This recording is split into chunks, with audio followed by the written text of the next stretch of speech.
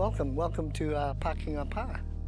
Yeah, so we are part of this pā here, which is very special to all of us, but not just to Ngāti Ueoneone and Ngāti Tautahi, but also all other surrounding hapū around this area in Ngāpuhi. It was 3 years ago that the Coleman whānau, their son Rick Coleman, actually approached me and at my homestead and said, "Oh, I hear you're the kaitiaki of Pākinga Pā." I said, "No, I'm not."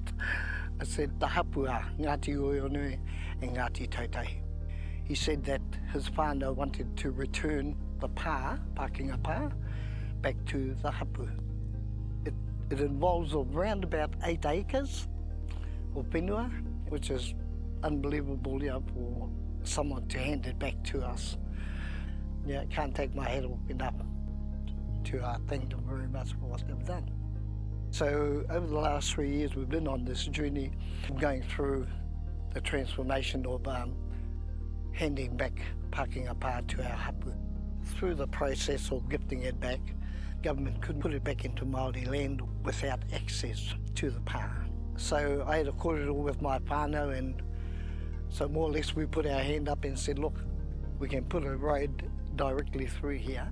We offered our whenua as access to Pākinga Pā for the public and the hapū.